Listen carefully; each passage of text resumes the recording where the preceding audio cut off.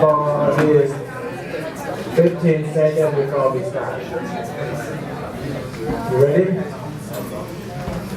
Yes? No, we got 10 seconds.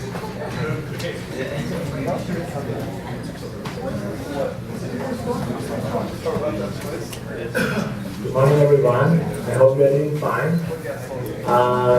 Today we will quickly go over the last year quiz. I will talk a little bit about homework, and then we will try to finish the compressor. If we can, then move on to the pump. Okay. For the homework, typically, heater treater is direct type, okay? Direct heating type, not indirect. Indirect can also be used for the corrosive material, and is also suggested in the Chapter 2 CWAS textbook. If you have a chance to look at the homework and the Chapter 2 PDF file of the textbook, maybe a little bit more on announcement. Arya upload the updated syllabus. So in the updated version, the part that get updated is this. Office hours, okay? It will be of Arya Shadi will be Tuesday, Thursday, 1 to 4 p.m. Room 102 downstairs. Okay. Today is a good day to go get him if you haven't finished the homework yet. Alright, and everything else is the same. Today is 19. On 21st of February, we don't have homework, or we have homework due, and the new homework will come, but we don't have class, just that. Okay? This coming Thursday we don't have class, but don't worry. Totally, the contact hours still 45 hours. Okay? So this coming in the hope that someone get the interview and can go to the job interview. Any of you get the job interview this Thursday? Do so with no worry, we don't have class. Alright, homework submission. I don't quite really take the excuse like I forget to submit the homework, I forget to upload the homework. Is that so boring excuse? Or it's okay? It happens. Forget to upload. Try to not forget to upload, because to be fair for everyone else who didn't forget to upload, you probably get 0 if you forget to upload, okay? So try to not forget to upload. If you have any university excuse or anything else, we can talk more about it. Alright, let's go over quiz of last year a little bit. David R. Marion. That's David. David R. What is part A? Electric diverter. Colton R. Marcus. What is part B? It's extractor, correct. Anastasia G. Macfeld, AM. What is what? C? C, part C. Oil bucket? Oil bucket, that's correct. Very good. Okay, question 4. At a certain temperature and pressure, a specific heat capacity at constant pressure Cp of water is given to be 4,185.5 joules per kilogram per Kelvin. By doing the unit conversion to get Cp in unit of joules per kilogram per Celsius, the new value of Cp value in this unit is lower, higher, the same as which one? Gatimbirizo di Macchio. What? Absent? He's not here? She's not here? Oh. Gatim. Gatimbirizo. Where are you? Where you at? Is he here? He's the guy. The intro? Oh, you are not? Gatim. No, I'm Mr. Mukio, MUC Bio. That's you. Oh, okay. I'm sorry. So Daniel, right? Oh, Daniel. It's the same, correct. Question 5. In the southern U.S., the water vapor content in a cell contract is usually limited to be lower than 7 what? Angel and who knows? Mr. Who knows? What is the unit of this? 7 what? Pound per what? Pound per MMS CF 7 pounds per million cubic foot. Is it correct? Did you check the lecture? Yes, I think so. Okay. Let's take a look at another quiz. Write the chemical structure of ethylene glycol. Radar G N O U R E D D I N E. Radar, where are you? Radar.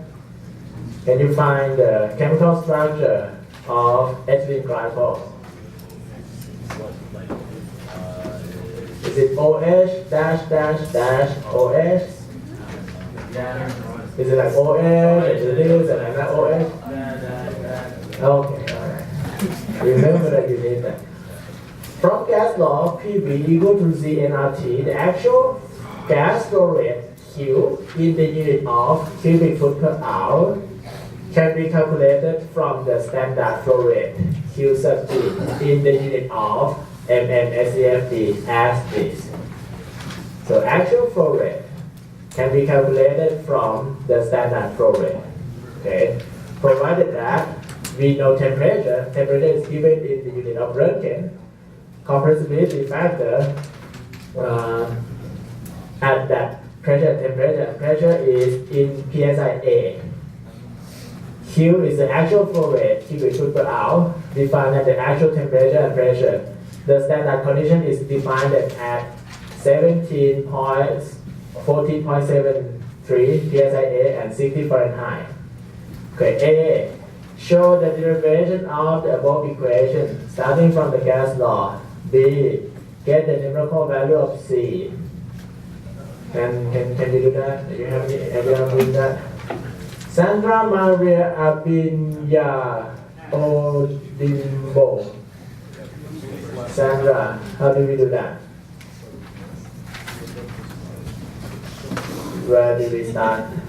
PV equals ZnRT, right? Is that the equation that we start from? Yes. And what do we do next? Maybe we write that twice.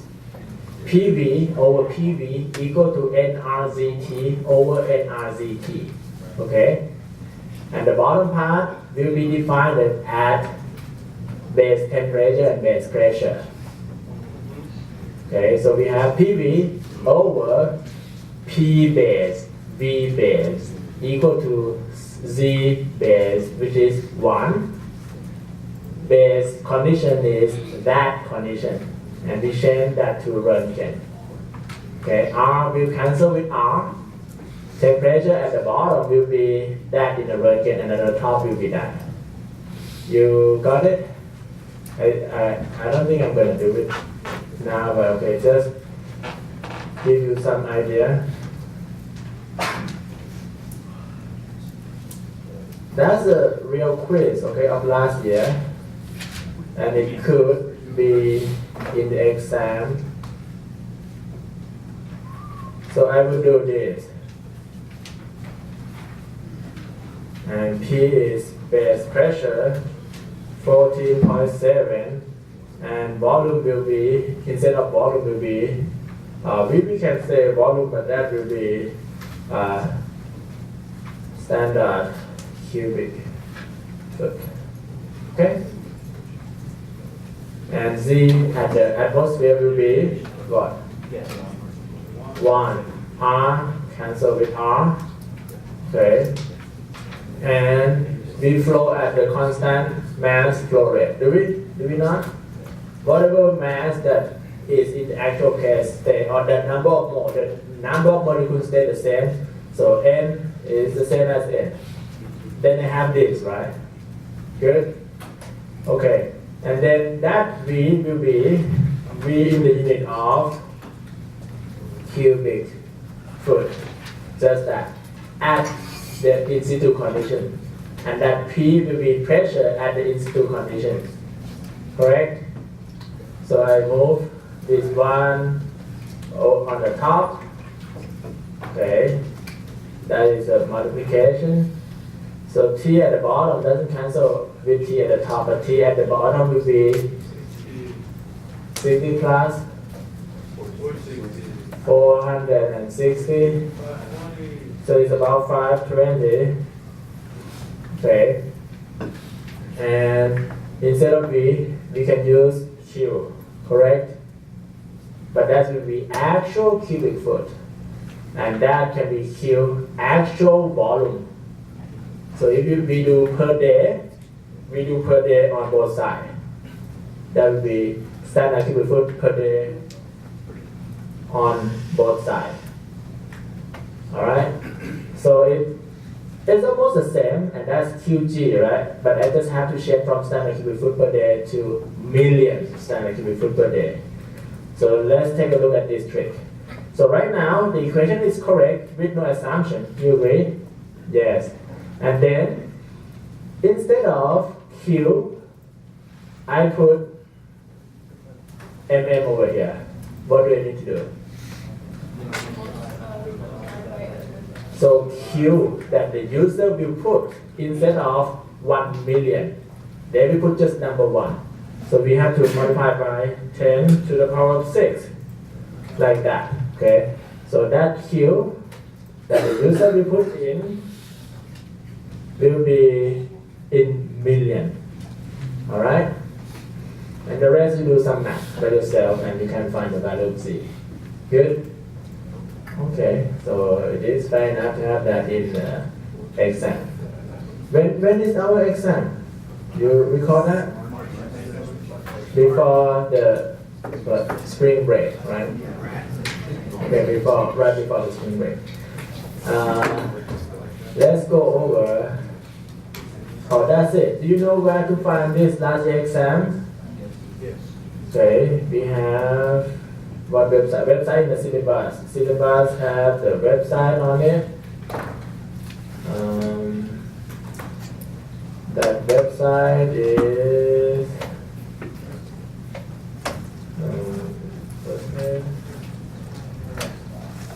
blogspot, agree.blogspot.com. You can find last year, 2 years ago, homework, exam, quiz, whatever. Try that on, so sorry. Alright, any question on any of that? No question, right? Try to review the exam. And we have a chance for you to do this. Look at the homework assignment. Okay. 7th of March, we have midterm exam. Okay. But on that day, homework 6 is due. And homework 6 is last year exam. Okay. So you have a chance to do last year exam before this year exam. But 2019 exam, this 2019 exam is not the same as last year, okay? If you memorize, it's okay, try that, but it will help, but it doesn't mean that that's just as easy now. And for the exam, we have to provide our own question, so we have 2 pages to write on. Oh, how many pages on the exam? 4. How many pages? 4. I didn't share that on the syllabus. So on the syllabus, we have class attendance policy, talk about the number of words. If you exam policy, do this. Midterm exam is closed book with the permission of 4 pages of 8.5 by 11 inch paper with the information written only on one side. Okay. If you want 4 pages, you write only on one side. You may decide to just use 2 pages, but write on both sides. Is that clear enough, sir? So, you must submit the information sheet with your name on it. It will be returned back to you after the midterm exam. For the final exam, it will be returned on you upon request. before the grade submission date to the university.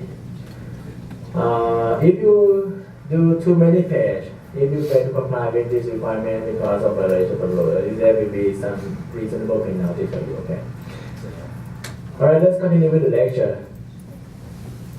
Last time we talked about compressor theory.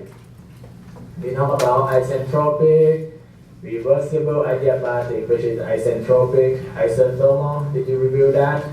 We talked about polytropic, exponent, okay, PV to the power of n equal to constant, and that n we call polytropic.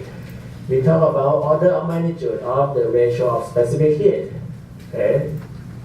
We talk about efficiency, volumetric efficiency, okay, multi-stage, physical meaning of S, and we use this chart, and we go over the first question of Ikoku, right? We talk about multi-stage. We talk about the reduction in the area under the curve, so that reduces the amount of work or amount of horsepower required to do the same job. Okay, and we already talked about that. Derivation, we skip, but basically at the end, we get that equation. Got it? That's the equation that we get at the end. So this equation, the assumption is isentropic, okay? Reversible and adiabatic. S doesn't change. The degree of randomness of the system stays the same. And these are the units. Okay. When I look at this, I see compressibility factor, Z1. So if I don't have that number, it's a compressibility factor at such a condition, what do I do? What do I assume? 1, maybe? So if it be 1 or a little bit less than 1, 0.8, 0.6 or whatever, okay? It won't be like 10 or something like that. Okay, base temperature, base pressure, and I have T1 suction temperature. We talk about, okay, how do we actually doing the real gas. I just give you the formula, but okay, we skip because that requires you to find the specific heat of each component, add them together by this method to find the specific heat ratio. Okay. One thing that I want to remind is this: the unit of CP and CV and R, they are the same. Okay, R can be in several units. One of the unit is like that, 1.986, okay, BTU per radian per pound mole. Okay, this part is a little bit new.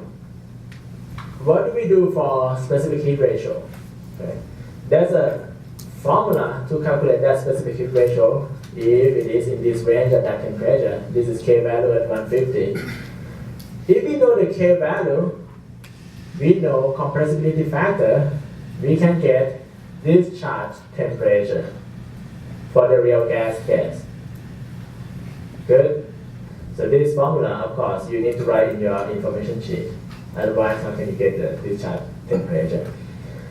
Okay, heat removal, delta H is N, Cp bar, delta T, and Cp is a constant pressure, molar, specific heat in this unit, okay?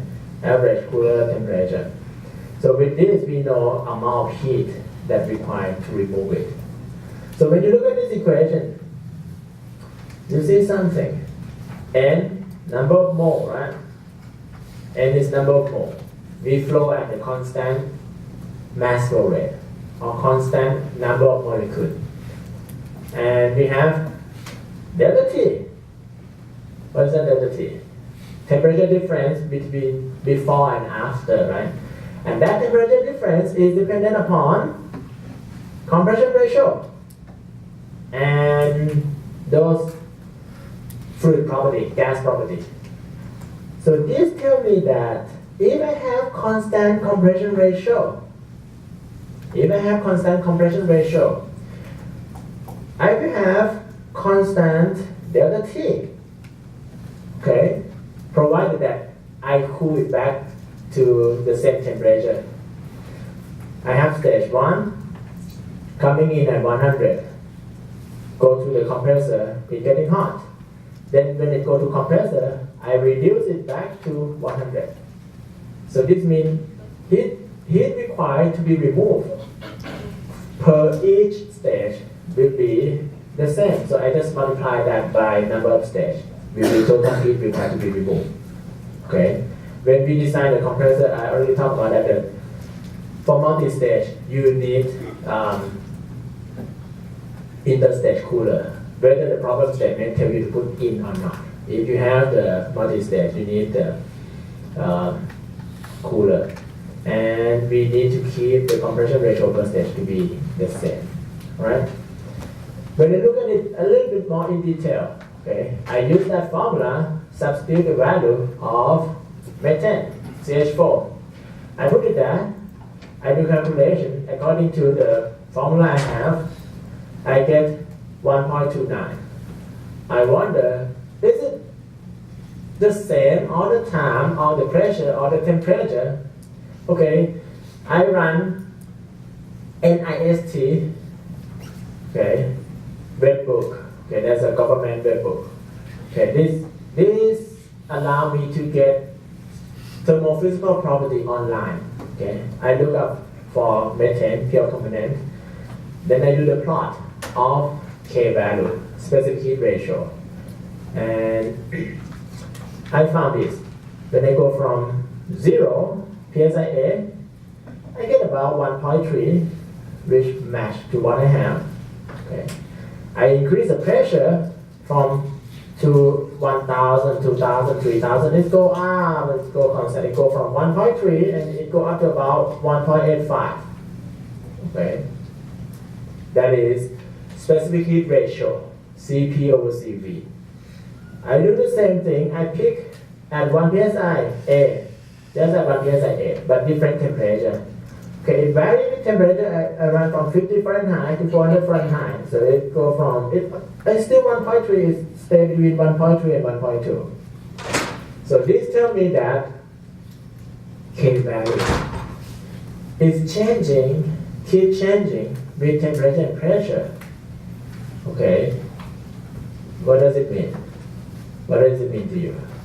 I mean, what is this thing has anything to do with this equation? Who's next? Pedro or Ojeda? Pedro. What is the impact of changing K value with this equation?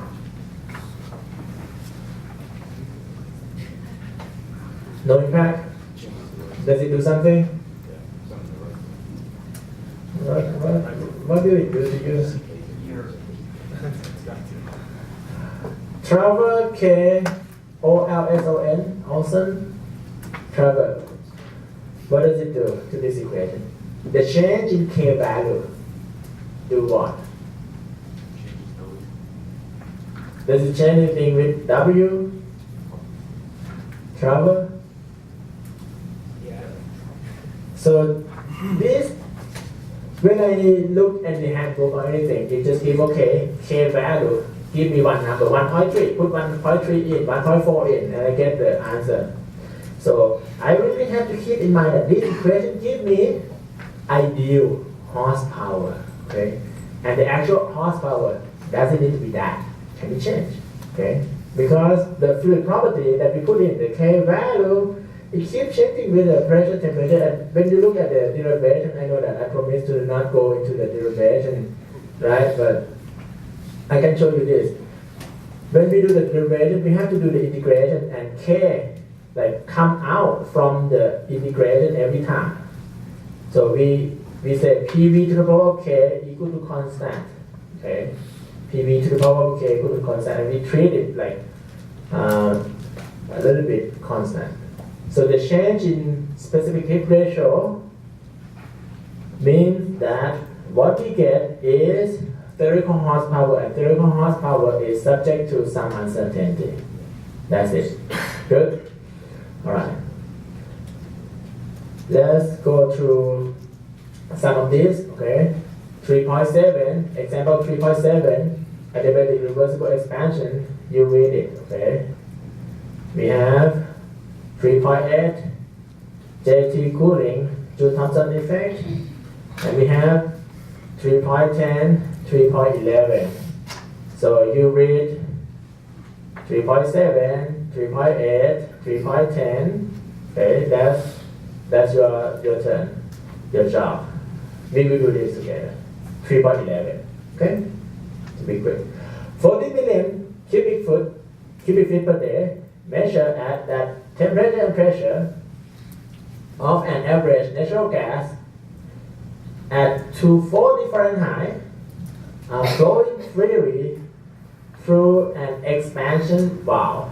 Expansion valve. So it expands. Gas keep expanding with the pressure drop from 2000 to 1000 psi a day. Okay. When we have this thing, KTS Ramirez, in the expansion of gas, okay, what stay constant? Anything stay constant? What? Enthalpy stay constant. So this is the same as pressure drop across a shock. Okay, throttling valve or anything, we can assume constant enthalpy. Okay, when you do the hydrate, the line heater calculation, pressure drop, the flow across the shock, is that constant? S entropy or H enthalpy? You have to select the right answer. Okay, so it's constant enthalpy. Okay, question A, what is the temperature change across the valve? Temperature change across the valve. Okay. Jasmine M. Reber. Jasmine, is the temperature going to go up or go down for the gas expansion? Up or down? Or next person, please. Okay, next is Elizabeth A. Reader. Up or down? Down. Why is that? Because it's expanding. It's expanding. So when we do the compression, when we compress it, does the temperature go up or down? Up, right? So this is opposite to compression is expansion. When it's expand, it's kind of going down. It's the same as the pressure go through a shock in the line heater. You agree? Jasmine? Pressure, when we have the flow across the shock in the line heater, temperature go down, right? That's why we have to heat it up. Okay, how much does it go down? So that's question A. Question B, what is the maximum work that could be derived from this expanding gas stream without using of heat, without the use of heat? So when gas expand, we do the work or gas do the work? Gas do the work, right? Gas do the work. If we compress it, external force or the environment have some work acted upon the system, but this time the system itself create the work, do the work. So how much maximum possible work that we can extract from this gas expansion?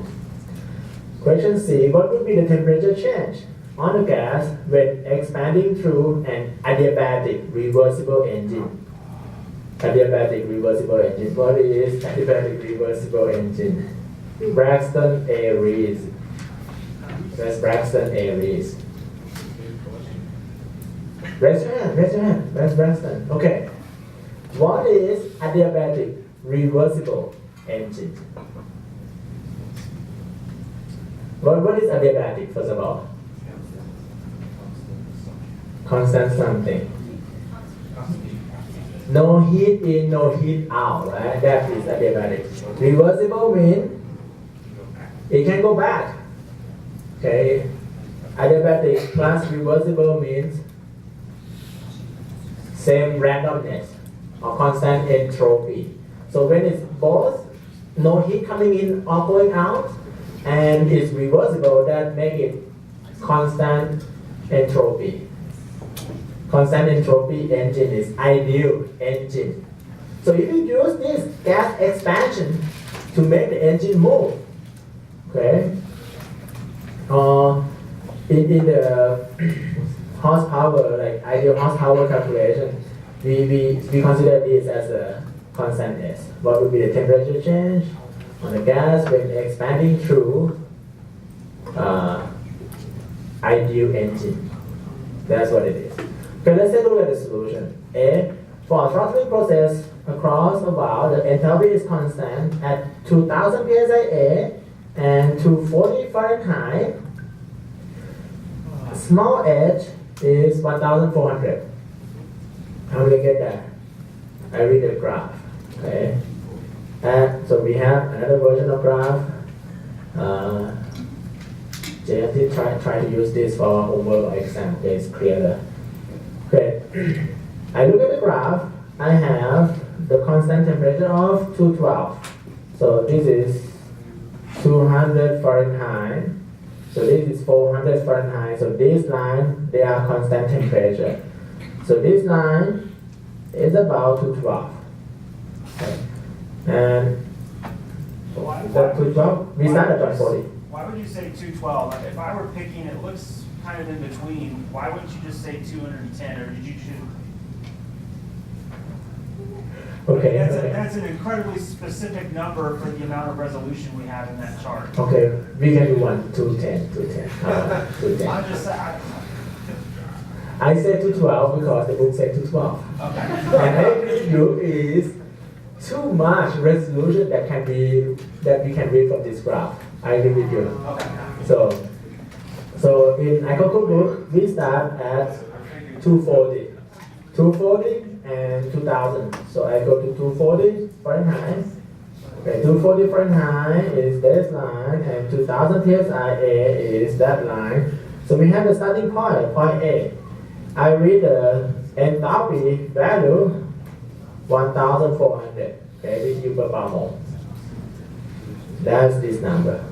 Follow the constant enthalpy line for expansion across this valve, expansion valve. Temperature at point 2 will be 210. Okay, let's do 210. How about 212? So we drop to 1000 psia. 1000 psia is this line, that is 1000 psia. If you read the graph, you say, okay, at that point, and we read it, okay, it's a little bit at the It's like 205. whatever, okay, somewhere in that neighborhood, alright?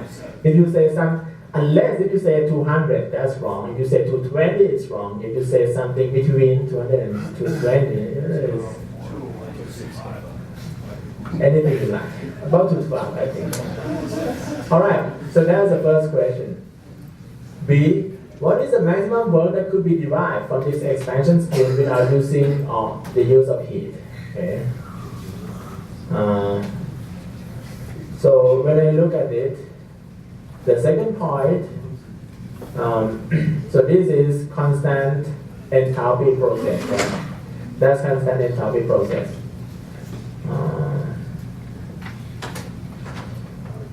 T3, okay, 1000 psia. What's that? So maximum work that can be derived, we drop from without using heat. Okay, problem B, where did I put problem B? Let me go take a look. Okay. Point B, we start at that point. This is 2000 and 240. Then we have a constant entropy process drop to 140. Where does that 140 come from? So that's the same Yes. graph, right? This we move on. This is the same graph. Okay. Let's take a look at the calculation before we look at the graph. Yes. I was wondering how would I tell like which graph to use? The graph will be given. No, yes. We'll be having many graphs given. S and H. Modular diagram. Yeah, I've seen another graph for the same like S and H. We have U and a different chart. How do I tell the difference between the two charts? Which one to use for? Each chart they will need to have this kind of specification. For example, this chart is between 0.65 and 0.75 specific gravity. So to know which chart to use, first you have the composition of gas, you know the mole percent of each component of the gas, then you calculate the average average molecular weight. From average molecular weight, then we calculate the gamma specific gravity and look for the chart that have that specific gravity. Okay. For heat calculation, there's another chart that looks like that S curve. You remember that? That is for hydrate calculation. Then we have water. Okay, question B and C. Maximum work obtained. Where's my question B? Reversible process.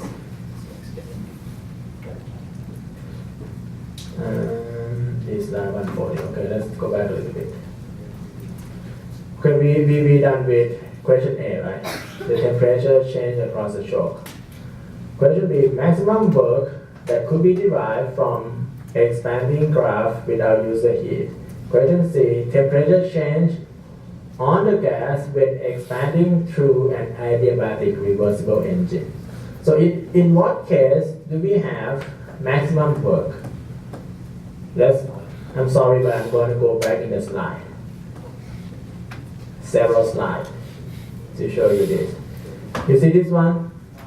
The case where we get maximum work is reversible isothermal or reversible adiabatic. So when it's an ideal engine, we can have maximum amount of work, theory work. Okay. The actual thing we don't know any of that. So it has to be. It's more or less B and C is more or less the same thing. Okay. When we have the expansion with constant entropy, that is one way to do this approximate the maximum work. Or previously we talked about the okay, go back again. Isentropic horsepower. Isentropic horsepower is the analytical method. This is what we do to do the approximation. Constant S. Okay. If we expand it, instead of expand by constant enthalpy, if we can expand it with constant entropy, that will give me maximum work that we can derive. So if I expand it, this case we go from 2000 to 1000. So maximum work that could be derived. So if I expand it, okay, this is 2000 line, and here is 1000 line. So if I expand it this way, there's a change of enthalpy. So that will give me the maximum work. Okay. So when I expand it, if I move it like this, there's no work that I can derive from it because it's the same enthalpy. But in the engine, if there is such that engine that make gas expand, and gas do the work, and we get the work from that gas. So maximum possible amount of work that we can get is this line. That minus that. Okay, that is between 600 and, okay, they say 560.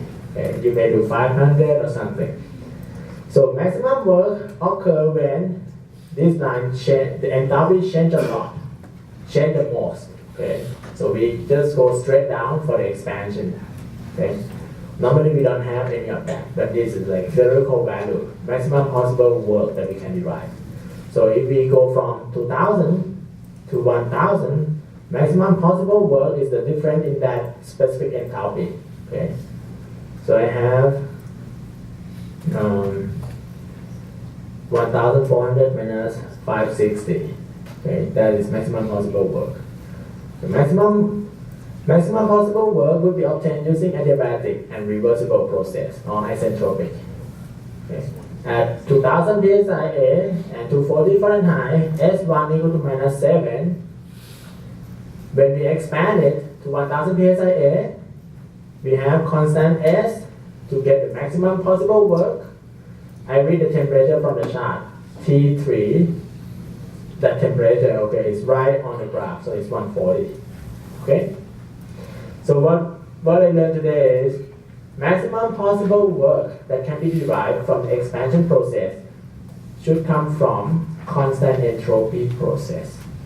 Alright? When I do that, work done by gas. Okay, this is the amount of work done by gas. 1,400 minus 560.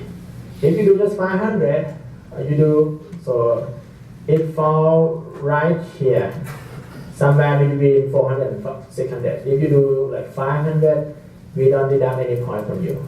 Okay? Anything that give you something close. Reasonable reading. I will accept that. Okay. I have the work done by gas in BTU per pound mole. And what do I do next?